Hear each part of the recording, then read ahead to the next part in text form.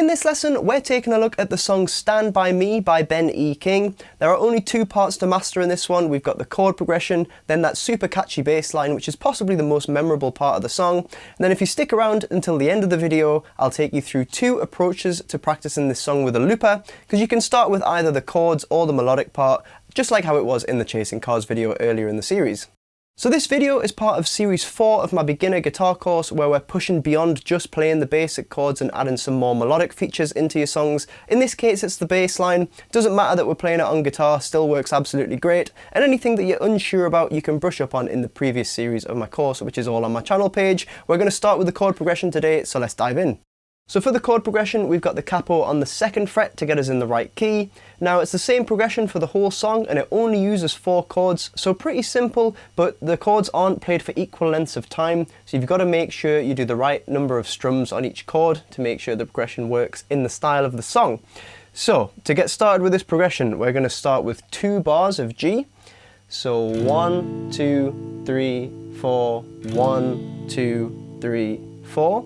2 bars of E minor, 1, 2, 3, 4, 1, 2, 3, 4.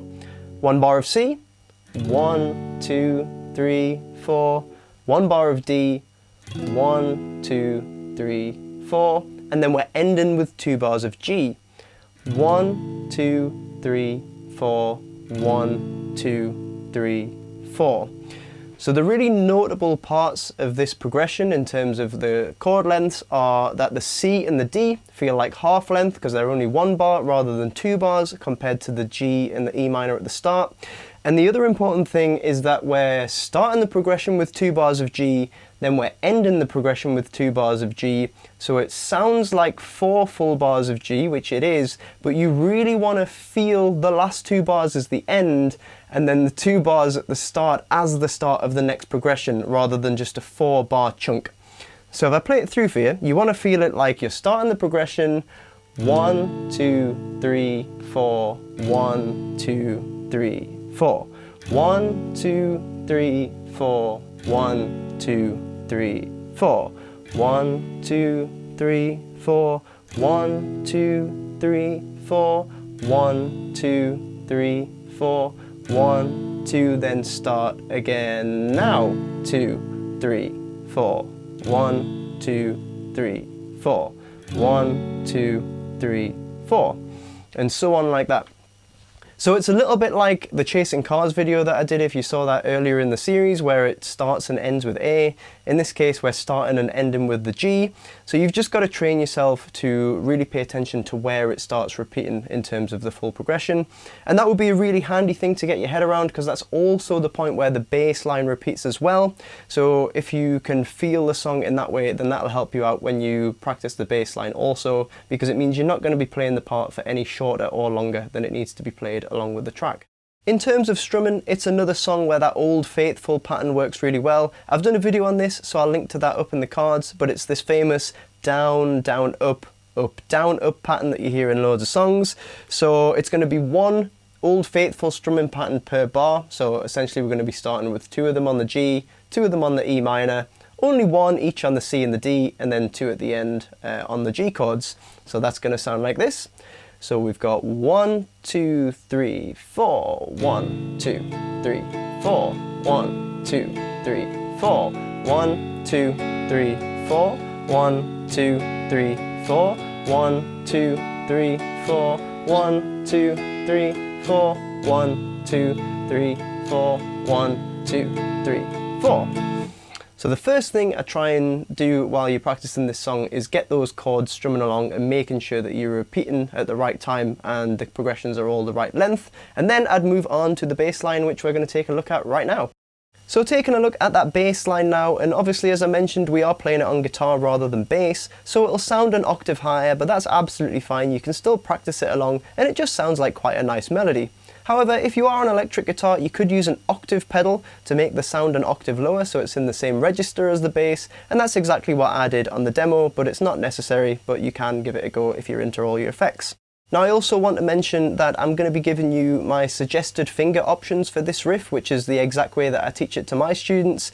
This is the way that I think is most efficient, and it incorporates a couple of little technical things like finger stretching and using the little finger, which you might avoid if you just chose your own finger options. However, you don't have to stick to it if you're finding it difficult. I just think it's got a few things in there that are good for your development rather than avoiding them. So if we get stuck into the actual part, we're going to start with the second finger playing the 7th fret on the D string, and we're going to start with this rhythm.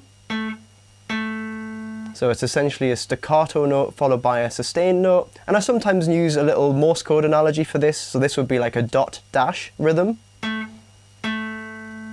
Following this, we're going to move that second finger down a string in pitch to the 7th fret on the A string, followed by first finger playing 6th fret on the D string, and then we're going to repeat that rhythm that we played at the start back up on the 7th fret of the D string.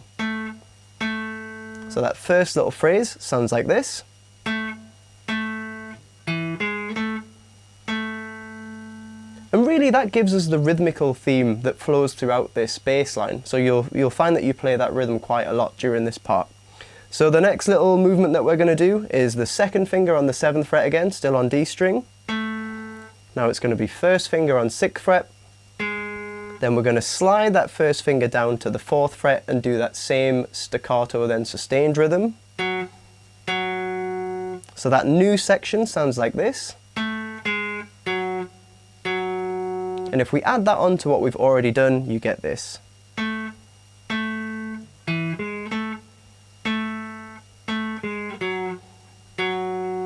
So hopefully you can hear that bass line already starting to take shape in the way that it sounds in the song.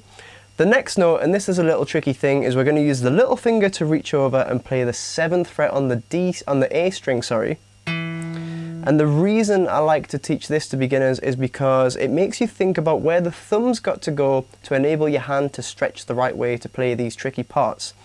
Now my thoughts behind it are that when the thumb comes over the top of the neck, it pulls the fingers into a fist and makes them really difficult to separate from one another. However, when the thumb's on the back of the neck, then you can stretch the hand out and get all these big crazy stretches. So I think it's good practice on this one. When you get to that part of the riff, make sure the thumb's on the back, and then it should help the little finger stretch to that 7th fret on the A string. That's a little technical thing that I think it's good to work on at this stage. So if we put that note in, and then we're going back to that same rhythm on the first finger, which is still on the 4th fret of the D string. So far we've played this.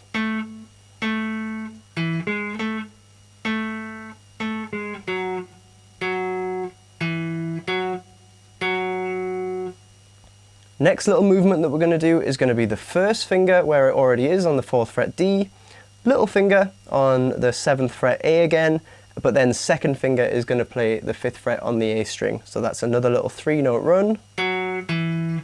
Same rhythm on that second finger note.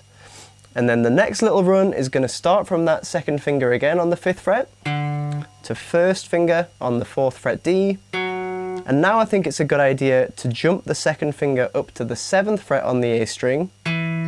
So that little movement goes like this. Same little rhythm on that 7th fret that we've already heard a few times. And the reason I think that that's a good little shift to do with the second finger is because it sets you up to start the riff again in that position that we started around the 6th and 7th frets. So to finish off, we're just doing the movement of the second finger on the 7th fret A string, first finger on 6th fret D string, and then that same little 2-note rhythm on the second finger on the 7th fret of the D string, just like how we started the whole riff. Now when we get this little part, each one of them corresponds to one of the G chords. So just like the chords in the riff, we're going to be playing 4 of those in total, but it's going to feel like 2 at the end and 2 at the beginning. So if we put the whole riff together, it's going to sound like this.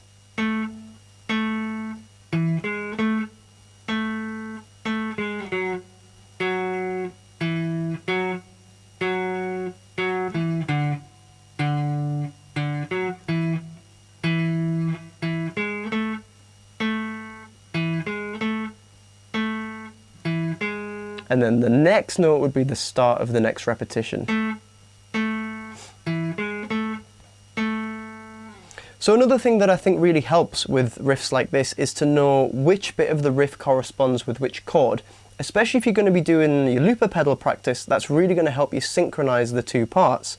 So just to take you through that, we're starting on the G chord. Then when we do the little run down to the 4th fret, that note corresponds with the E minor. The next little 3-note run takes us to the C. The next 3-note run takes us to the D. And then we're back to that first little shape, which we already know corresponds with the Gs.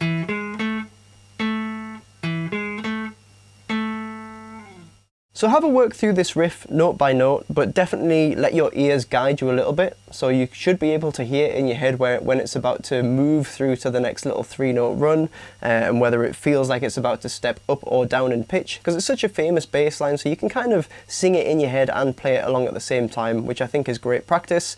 I'm not going to talk too much about the picking on this one. I'm not going to show like a close-up of the right hand or anything. You could, if you wanted to, practice it with all down strums. Normally I'm a bit of an advocate for throwing, down picks, sorry. Normally I'm a bit of an advocate for throwing some up picks and getting alternate picking in there as well. But I think there's plenty to think about in the left hand on this one. So don't worry too much about the right hand. The one thing I would suggest is on those little runs, especially on the G chord, I'd possibly try a little down, up, down on them. So I'm going down on the A string, up on the D string, and then down, down on the D string. That would be my only suggestion with picking, but the main thing that you want to focus on is getting the left hand right and just following that nice bass line melody. So now that you know how to play the parts, let's have a chat about how you would practice them with a looper pedal, and I definitely advise starting with the chord progression first. So I've got my capo on, and if I record my chords into the looper, we'd have this.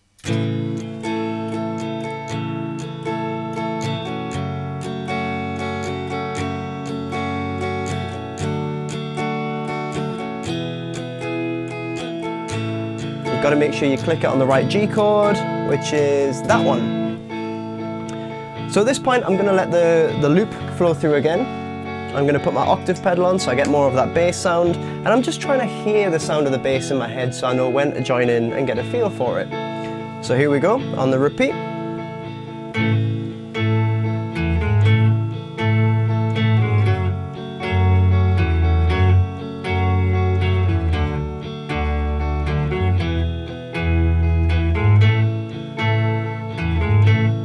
And again.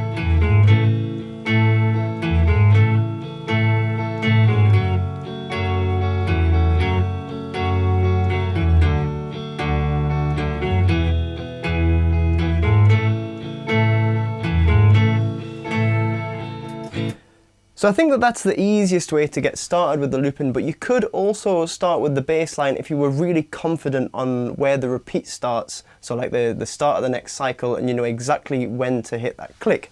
So that would go like this.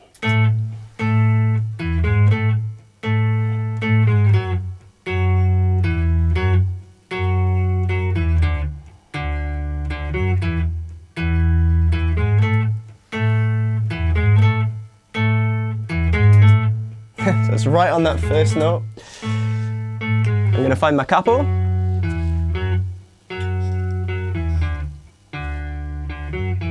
And then when I bring in the chords, I have to start at that exact point again. So here we are.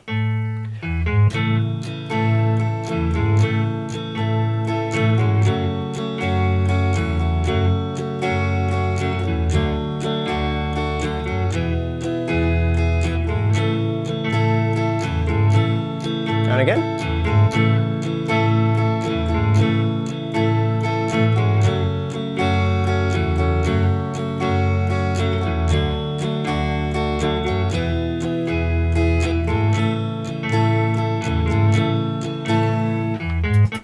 So there's two approaches to the looper. As I say, I think it's easier to start with the chords and add the bass line on top, but try it both way around and see which one works best for you.